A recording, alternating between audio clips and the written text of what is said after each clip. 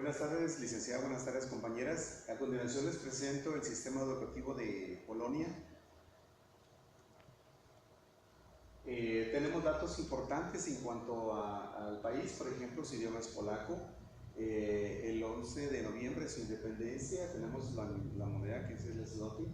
Extensión territorial 312.700 kilómetros cuadrados, habitantes 38 millones.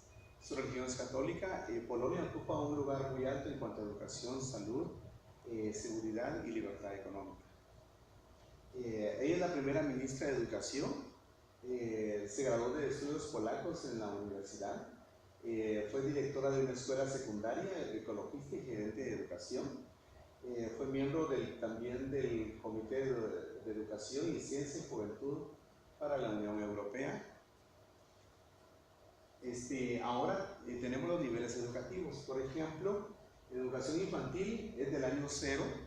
El año 0 no es obligatorio. Ellos reciben o aprenden a leer y escribir y pequeña noción de cálculo.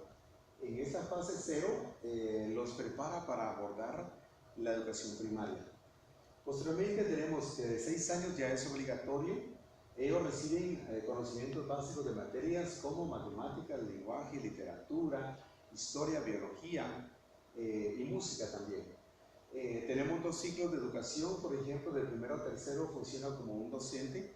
Posteriormente, de cuarto a sexto, con un profesor en cada materia, donde ellos pues también se cambian de salón.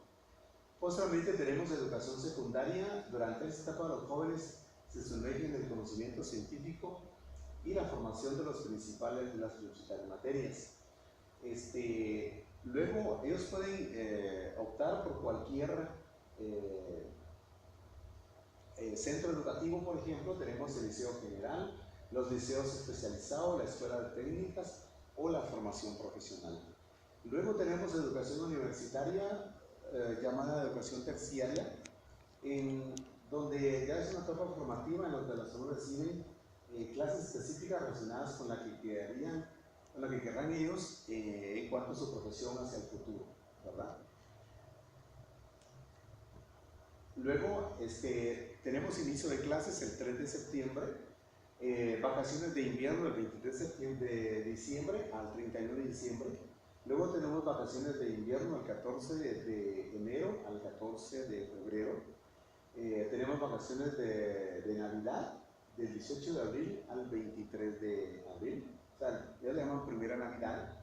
Luego la finalización de las clases, que es el 26 de abril. Luego tenemos la estructura del sistema educativo. Por ejemplo, en este sistema se maneja 6 más 3 más 3, o sea, 6 de primaria, 6 de secundaria y 3 de secundaria superior. Los alumnos son evaluados también, tienen 3 exámenes, 3 evaluaciones en cuanto a los 3 niveles, por ejemplo, donde se les califica madurez, capacidad cognitiva, etc. Entonces, luego tenemos el currículo prima, es el estudio de la lengua, de la matemática, las ciencias. Estas son las asignaturas en las que más tiempo dedican los profesores. Y se fomenta el desarrollo de habilidades y competencias transversacionales, así como la experimentación de la investigación científica. Luego tenemos que los centros educativos gozan de autonomía, que el mismo gobierno deja que los centros educativos formen su propio currículum y sus propias competencias para que ellos puedan enseñar a los alumnos en cuanto a la formación también, ¿verdad? Entonces, también tenemos que los profesores tienen la libertad de escoger su propio material, su propia enseñanza, y posteriormente también tienen adquirir su propio material para poder enseñar a los alumnos en su grado o su nivel. Luego tenemos los pilares del sistema educativo. La educación está centralizada, como decía. La gestión de los centros educativos entonces depende de los municipios y los distritos, lo que hace que las comunidades locales tengan más peso en la educación y la formación. La formación de evaluación se da de los docentes, recae en los docentes y no en los gobiernos provinciales, mientras que el gobierno central se encarga de establecer el marco educativo, de controlar que los centros apliquen el currículum y todo lo que contiene el sistema educativo. Luego dice, si parten menos horas de clases, el número de horas de enseñanza al año de primaria es de 600. Luego tenemos la secundaria, que es de 500, cifras que están muy debajo por la OPE, con más de 700 horas anuales. Luego tenemos en preescolar, los docentes trabajan unas 48 horas más de lo que podría reducirse, que en Bolivia se da mucha importancia a la educación temprana. Luego tenemos, existe una cultura de esfuerzo bien marcada dentro de los propios alumnos de los centros educativos, igualmente viene como una herencia. También la responsabilidad de los valores civiles también es otra forma que se enfoca mucho, y como también se da la propia libertad de enfocarlo mucho hacia los currículos. Cada región, incluso cada barrio, tiene sus particularidades y por eso se decidió darles la autonomía. Luego tenemos aspectos de la docencia. Por ejemplo, los docentes son evaluados y calificados. En base a esas evaluaciones se estructura su esquema de jerarquías y remuneración. A partir de ese momento, cada maestro tiene que ir superando uno por uno cada etapa de formación profesional, y donde tenemos diferentes niveles también para ellos. Los sueldos de los docentes es muy bajo, pero reciben un incentivo en base a su esfuerzo y su superación también. El profesorado debe poseer, el profesor debe poseer al menos título de licenciado, estamos hablando en nivel primaria, y luego en secundaria ya tiene que ser un magíster. La duración de los estudios normales en Colombia es de 5 años, 3 comunes y 2 de la especialidad. 5 líneas básicas definen los contenidos de la carrera para los maestros. Los maestros trabajan 40 horas semanales en la escuela, 26 horas con niños y el resto para la formación y trabajo con padres, con el equipo y para la preparación de su material. Tenemos la diferencia en cuanto a educación pública y educación privada.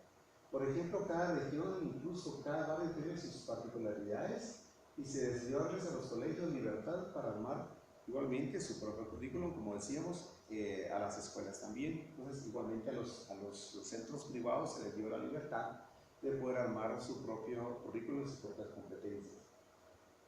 Luego tenemos que el 95% de la educación brindada es realizada por entidades públicas, mientras que el 3% pertenece al área privada.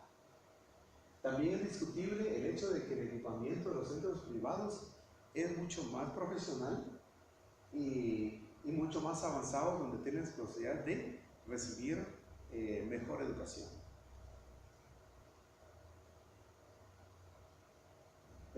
La alfabetización en Polonia es un país sin analfabetismo, con una tasa muy baja de fracaso escolar y deserción en todas las etapas educativas.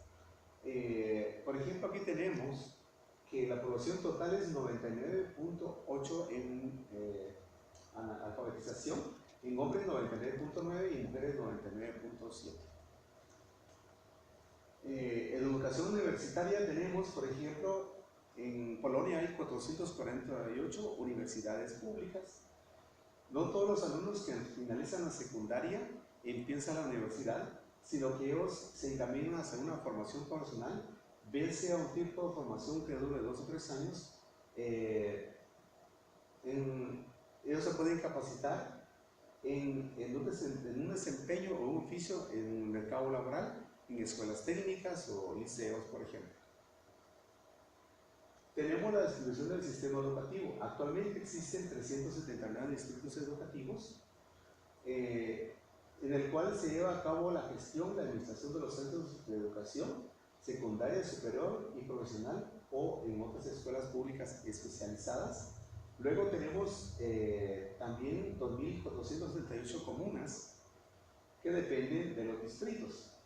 Entonces, repartida por adquisición de los centros de educación infantil, las escuelas de primaria y los centros de educación secundaria básica también. Así es que esto es entonces cómo está manejado el sistema en cuanto a primaria, preprimaria, primaria, básicos, básico superior, universidad y todo lo que compone en cuanto al sistema educativo, ¿verdad? Así es que muchas gracias.